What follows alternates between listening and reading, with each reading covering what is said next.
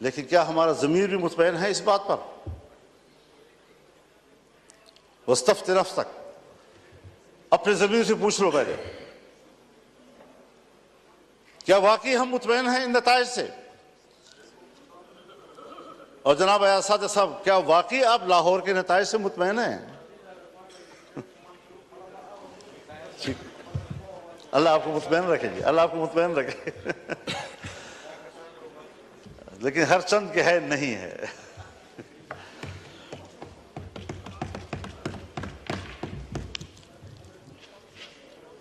मईशत की क्या सूरत हाल रखती है? कर्जों पे हम जिंदगी गुजार रहे हैं, अपने वसाइल के करीब तक नहीं जाते, अमन अमान नाम का कोई चीज नहीं है। मुल्क को किधर ले जा रहे हैं आप लोग?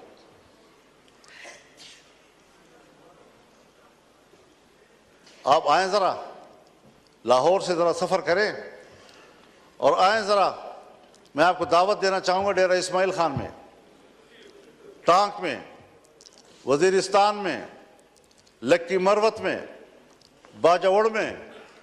आप वहां आकर जरा देख तो लें कि हमारी वहां क्या हालत है।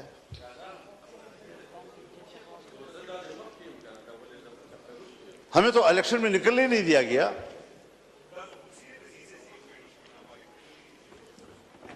एक तरफ तालिबान की तरफ से ऐलान होता था कि हम इलेक्शन में कोई कार्रवाई नहीं करेंगे, दूसरी तरफ हमें धमकियां मिलती थी। फिर इधर से हमें चिट्ठियां मिलती थी कि आप, थ्रेट लेटर आ जाती थी कि आप न जाएं। पब्लिक से राब्ता ही नहीं करने दे रहे थे।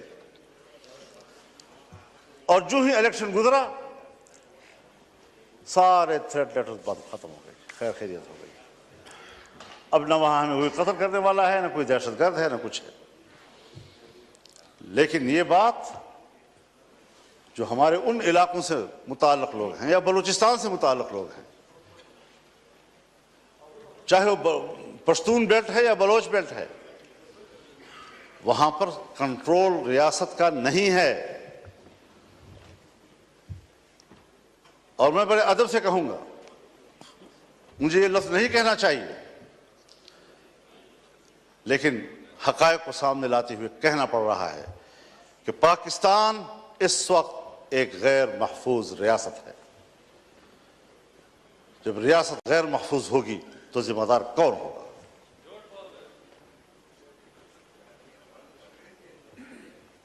दहशतगर्दी के खिलाफ लड़ने की पॉलिसी बनाई जनरल मुशर्रफ साहब के दौर में। जो अमेरिका ने कहा वो हम पे मुसल्लत कर दिया गया, और आज तक उस पॉलिसी में कोई फर्क नहीं आ रहा। ऑपरेशंस हुए, तालिबान का खात्मा कर दिया, दहशतगर्द खत्म हो गए। आज उससे कई गुना ताकतवर बनकर कैसे आ गए?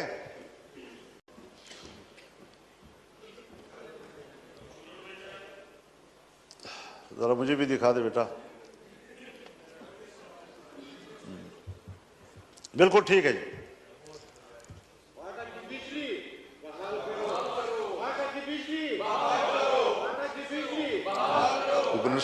जी मौलाना साहब, जी मौलाना साहब, बस वो बोलिए।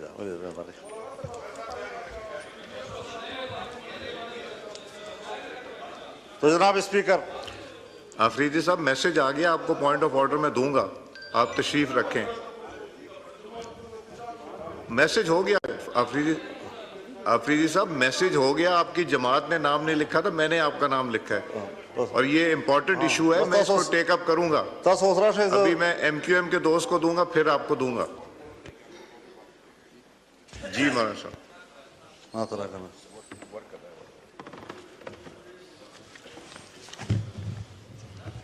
ये जो बात यहाँ की जा रही है जनाब स्पीकर, ये मेरे पॉइंट्स में लिखी हुई है, और आज भी मौलाना मिसबाहुद्दीन साहब मेरे पास तशरीफ़ लाए। उससे पहले वफूद आए, हमें मिलते रहते हैं। यकीन जानिए उनकी ज़िंदगी जानवरों से भी बदतर गुजर रही है। न ज़िंदगी महफूज है, न उनको रोज़गार मिल रहा है, बिजली भी नहीं है, कैसे वो जिंदगी गुजार रहे हैं आप अंदाजा नहीं लगा सकते उनका। मेरे भी मौका देना चाहिए। जी मौलाना मिसबाहुद्दीन साहब को फिर आप मौका देंगे जी।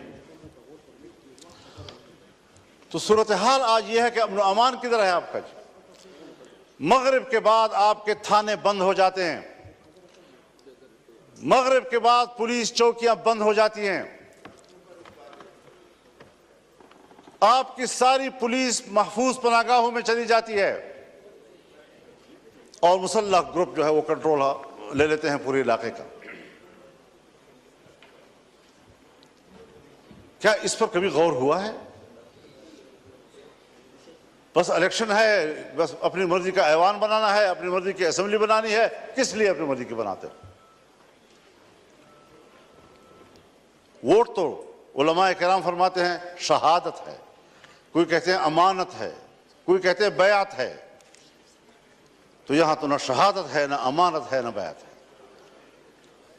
बैत मेरे नाम पर करते हैं, बक्सा खुलता है तो किसी और के नाम पर बैत निकलाते हैं। अमानत आपके हवाले करते हैं, बक्सा खुलता है तो उसमें अमानत नाम की कोई चीज, खयानत ही खयानत होता है। शहादत में सदाकत होती है, जब बक्सा खुलता है तो सदाकत का नाम निशान नहीं होता, शहादत मरी पड़ी होती है। इस सारी सूरत हाल में हमें जरा बताए कहां हम खड़े हैं। बाजवा साहब फरमाया करते थे कि हमने बाढ़ लगा दिया है और अब कोई अफगानिस्तान न जा सकेगा न आ सकेगा। वो बाढ़ किधर है? उस बाढ़ पर जो अरबों रुपए खर्च हुए वो किधर हैं? कोई पूछ सकता है उनसे? और 30-40 हजार नौजवान यहां से कैसे गए उधर? 20 साल वहां लड़े, बाढ़ भी लग गया था, फिर वो उससे बढ़कर ताकतवर बनकर कैसे वापस आए? अफगानिस्तान से आप जरूर गिला करें कि हमने जिनको पकड़ा है, जिनको मारा है, उसमें अफगानी नेशनल भी हैं, बिल्कुल गिला करें आप उनसे कि उनकी सरजमीन से कैसे लोग इधर आए।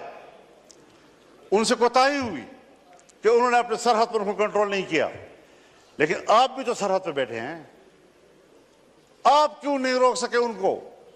कैसे मुझ तक रसाई की और मुझ पर हमला कर दिया?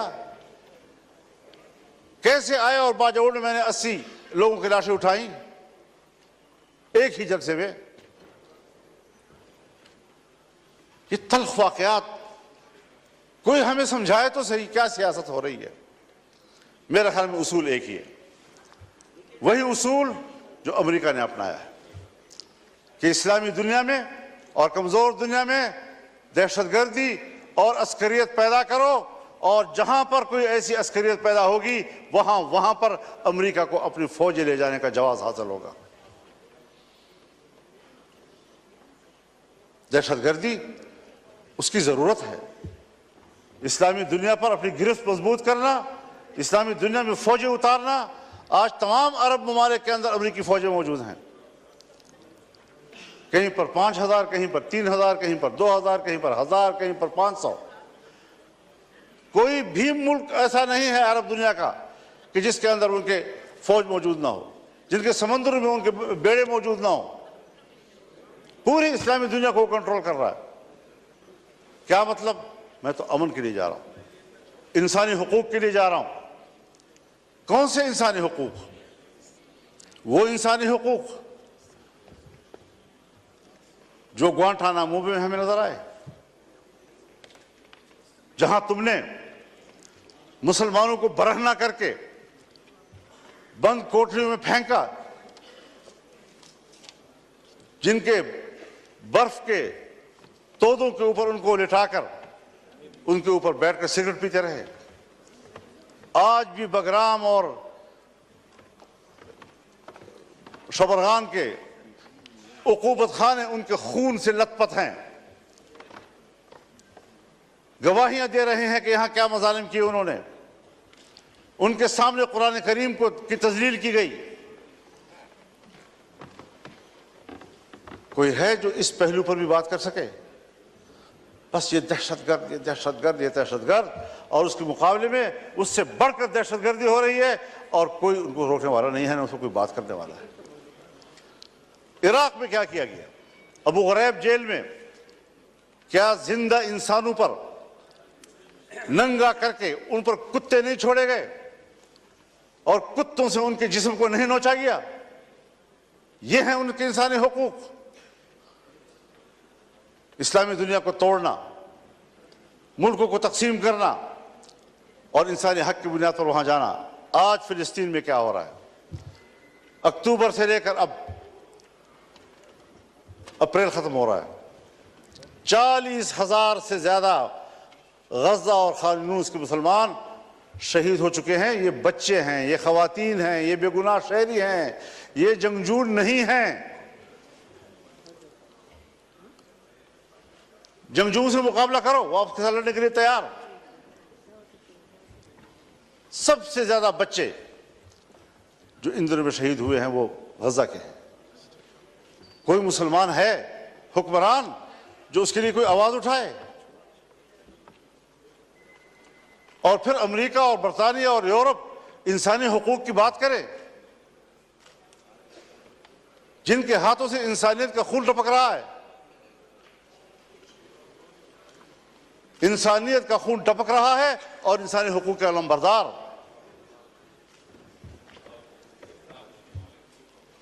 मैं किसके हाथ में अपना लहू तलाश करूं?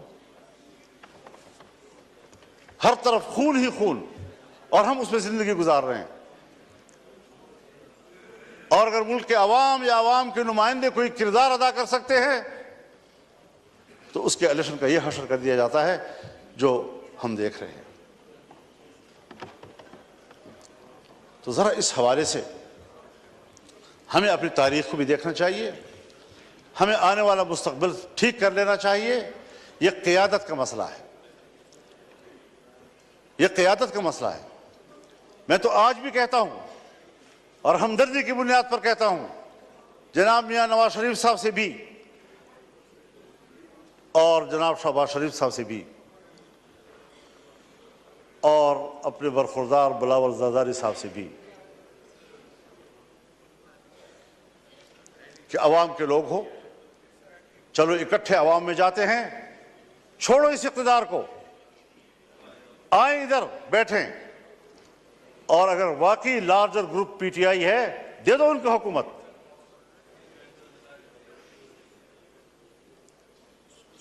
लेकिन शायद मेरी बात जरा अहमुकों वाली से लग रही होगी आप लोगों को कि क्या कह रहा है, कहां से बोल रहा है। आज भी वक्त है समझने की, लेकिन हम समझने के लिए तैयार नहीं है। हम नौकरी करने के लिए तैयार हैं। तो फिर जाहिर है कि हमने भी अज़म कर रखा है कि इस गुलामी के खिलाफ जंग लड़ेंगे, मैदान अमल में आकर जंग लड़ेंगे, पब्लिक में जाकर लड़ेंगे, आईन और कानून के दायरे में लड़ेंगे और मुल्क को इस गुलामी से निजात दिलाएंगे कि या तो हमारे ऊपर आलमी कुव्वतें हुकूमत कर रही हैं या फिर हमारी एस्टेब्लिशमेंट हमारे ऊपर हुकूमतें कर रही हैं। ये निज़ाम हमें कबूल नहीं है और हमारी पोजीशन इस हवाले से बिल्कुल वाज़ेह है। इसलिए हमारा पैगाम हर सतह पर चला जाना चाहिए। हमने जाना है इंशाअल्लाह 2 मई को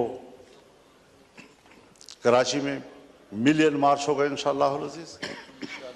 9 मई को पेशावर में इंशाअल्लाह मिलियन मार्च होगा और अगर किसी ने रोकने की कोशिश की तो वो सिवाय इसके कि अपने लिए मुसीबत को दावत देगा और कोई नतीजा उसका नहीं निकलेगा। वो आवाम के इस सैलाब का रास्ता नहीं रोक सकेंगे और इंशाअल्लाह अज़ीज़ ये जद्दोजहद जारी रहेगी और उम्मीद रखनी चाहिए कि इसमें आप भी हमारे साथ हों।